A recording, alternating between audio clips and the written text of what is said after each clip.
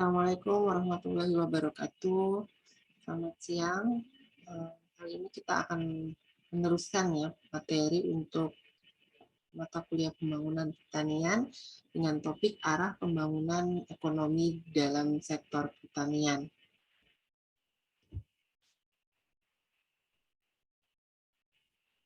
Selanjutnya di sini ada bagan yang bisa dilihat. Yang pertama adalah tentang pembangunan ekonomi. Jadi sektor pertanian itu dikatakan sebagai ibu dari pembangunan ekonomi. Kenapa hal ini bisa dikatakan seperti itu? Karena sektor pertanian inilah yang mendorong dan menciptakan tumbuhnya sektor non-pertanian, mulai dari penyerapan tenaga kerja, bahan baku, dan lain-lain. Nah, hal ini menyebabkan pertumbuhan sektor pertanian dan kemudian nanti akan secara makro atau secara universal turut ikut menyumbang pertumbuhan di sektor lainnya. Hal inilah yang bisa menimbulkan sebuah pertumbuhan ekonomi secara nasional ya di suatu negara.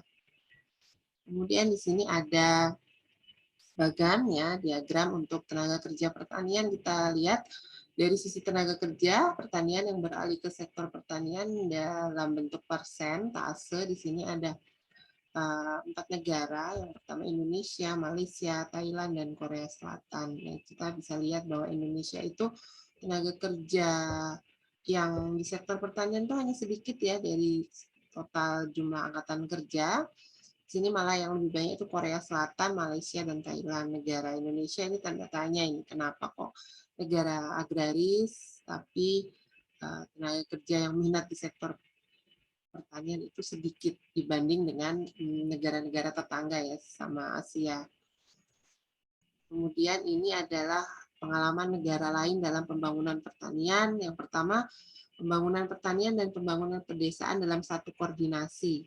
Ya, artinya kalau di negara lain itu satu koordinasi yang sama. Jadi pertanian tidak dipecah menjadi pembangunan sendiri, tapi menjadi satu kesatuan.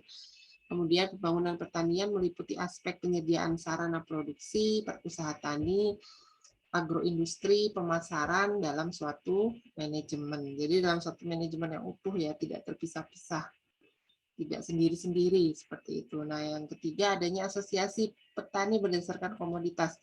Kalau hal ini itu sudah ditiru juga di negara kita ya. Jadi ada asosiasi petani yang berdasarkan beberapa komoditas ya, asosiasi petani tembakau, asosiasi petani jagung. Nah, seperti itu sudah mulai ditiru. Kemudian yang keempat adalah pemerintah memberikan fasilitasi berupa kredit, teknologi dalam hal pemasaran dan perlindungan pada petani terutama untuk masalah harga komoditas.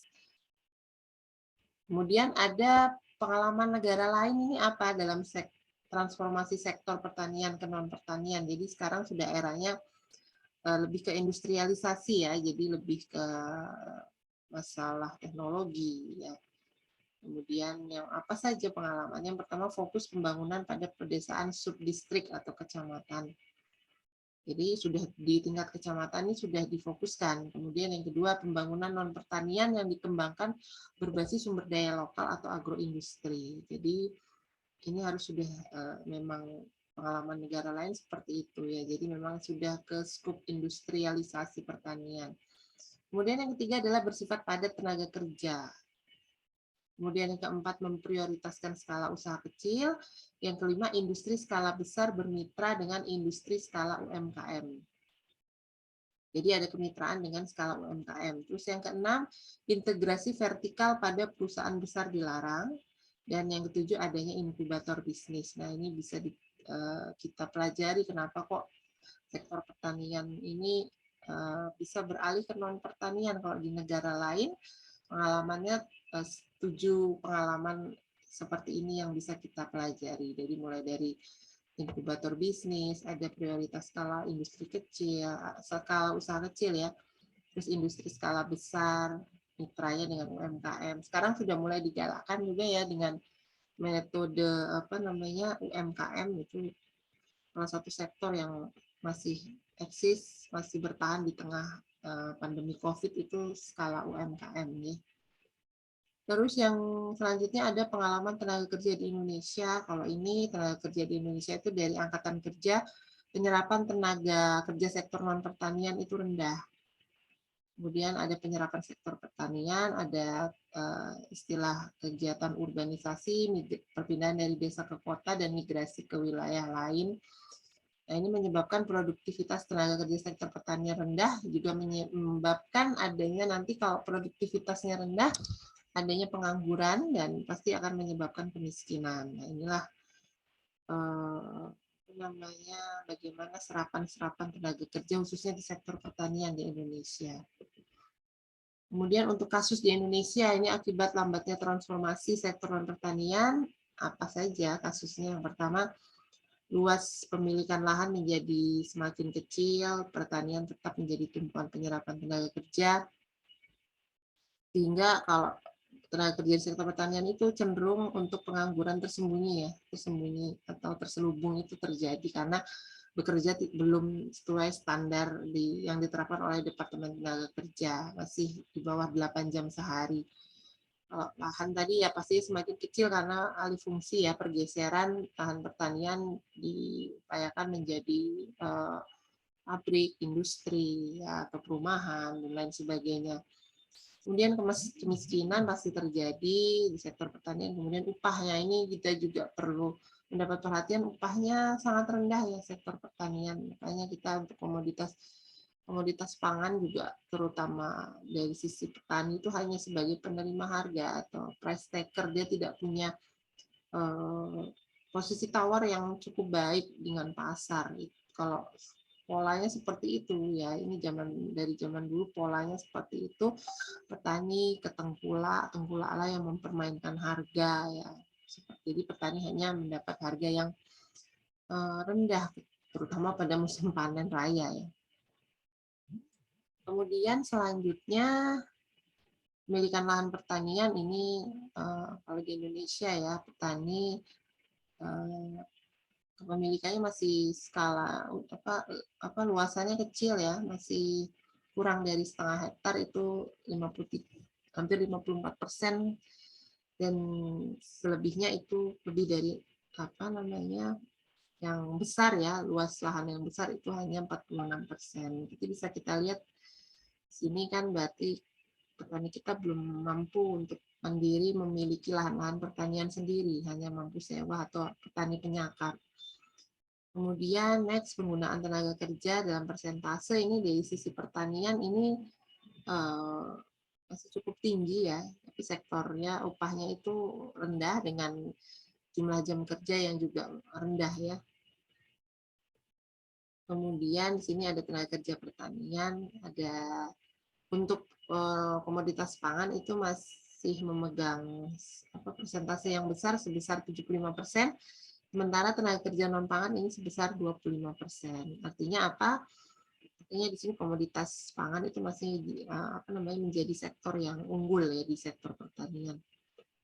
Terus juga ada upah di sektor pertanian dan non pertanian ini pertanian itu sangat dibanding bangunan atau industri itu upahnya rendah ya. Kemudian di sini ada yang namanya keberhasilan produksi dari swasembada pangan.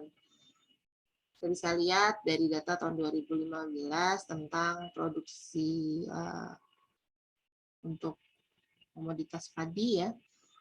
Ini Thailand menempati urutan nomor 1, Indonesia nomor berapa ini, tapi masih kalah dengan Kamboja dan Vietnam ternyata ya. Jadi negara agraris tapi produksinya atau swasembada pangannya belum stabil atau belum mencapai titik maksimum.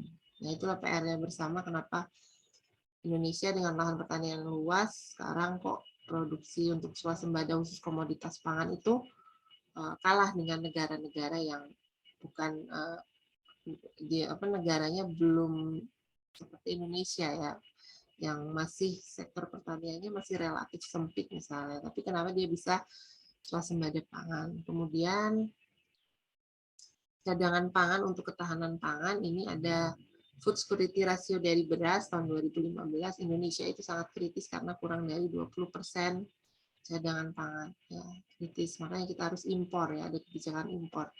Kemudian ada pola pangan di Indonesia, ini faktanya ya atau anjurannya ini seperti ini, padi-padian hanya separuh saja ya, tapi separuhnya itu proporsi untuk sayur, buah, kacang-kacangan, buah, biji minyak, lemak, minyak, pangan hewani, umbi.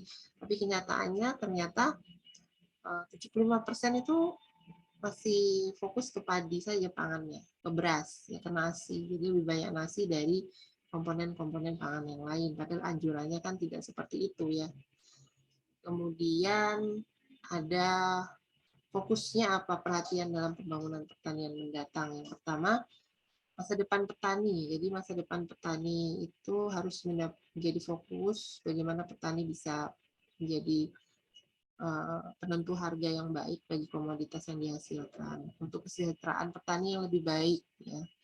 Kemudian masa depan daya saing dan bisnis pertanian ini juga penting karena daya saing dan bisnis pertanian itu di masa mendatang itu pasti masih memegang peran penting karena sektor pertanian ini masih unggul ya dibanding sektor yang lain ya. Karena selama manusia masih butuh pangan, saya rasa bisnis pertanian akan terus menjadi prioritas. Kemudian masa depan nilai tambah, ya, sektor pertanian perlu diupayakan ada nilai tambah, tidak hanya hasil mentah, tapi juga bagaimana ada nilai tambah, misalnya dengan diolah atau diberikan sentuhan teknologi agar lebih awet dan tahan lama produknya, seperti itu. Kemudian yang keempat, masa depan kelestarian sumber daya pertanian. Nah, ini kelestariannya itu perlu kita jaga.